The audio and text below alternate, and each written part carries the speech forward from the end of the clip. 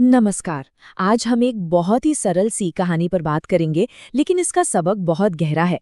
ये कहानी है एक टोकरी और एक नदी की, और ये हमें सिखाती है कि असली तरक्की, असली प्रोग्रेस कभी-कभी हमारी आंखों के ठीक सामने होती है, पर हमें दिखती नहीं।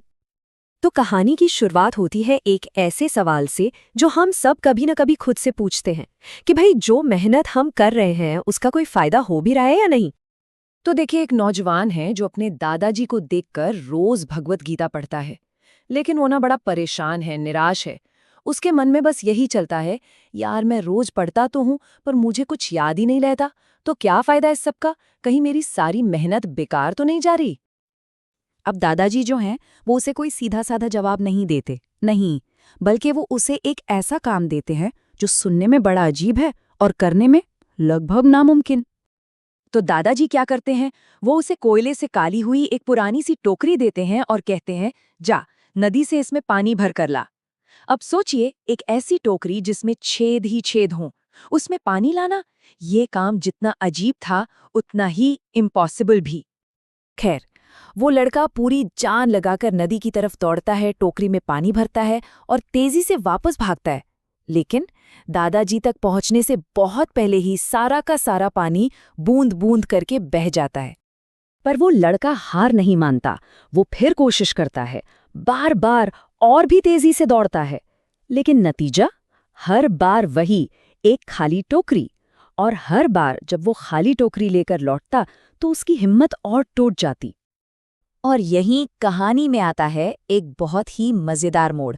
जब उस नौजवान के सब्र का बांध पूरी तरह टूट जाता है ना, तभी असली राज सामने आता है। आखिरकार वो हाँफते हुए पूरी तरह से फ्रस्ट्रेट होकर चिल्ला पड़ता है, दादाजी ये सब बेकार है, कुछ नहीं हो रहा इससे। ये सुनकर दादाजी सिर्फ मुस्कुराते हैं और फिर वो एक ऐसा सवाल पूछते हैं जो पूरी बात का मतलब ही बदल देता है।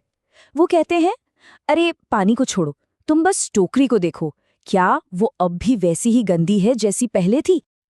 और लड़का हैरान होकर टोकरी को देखता है।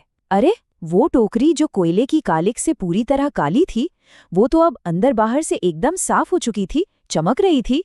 मतलब पानी टोकरी में रुका तो नहीं, लेकिन अपना काम जरूर कर गया था। तो सवाल ये है कि इस छोटी सी सिंपल सी कहानी का गीता के इतने गहरे ज्ञान से क्या कनेक्शन है? चलिए अब इसके असली मतलब को डिकोड करते हैं। देखिए, कहानी का जो निचोड़ है वो ये है कि जिंदगी का असली मकसद सिर्फ पानी यानी कि रिजल्ट को इकट्ठा करना नहीं है।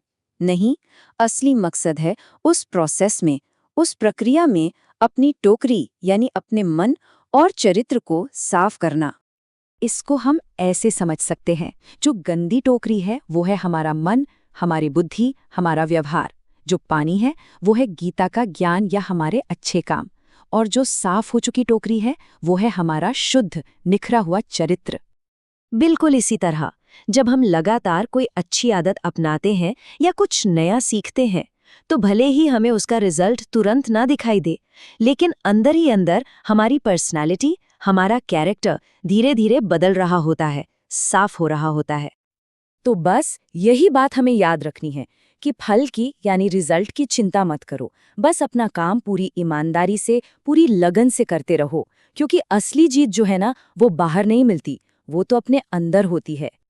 तो आखिर में ये कहानी हमें एक बहुत गहरे सवाल के साथ छोड़ जाती है कि हमारी अपनी जिंदगी में ऐसी कौन-कौन सी टोकरियां हैं जिन्हें हम हर रोज अनजाने में साफ कर रहे हैं, ये जाने बिना कि इस प्रोसेस से हम अंदर से कितना बदल रहे हैं, कितना बेहतर बन रहे हैं।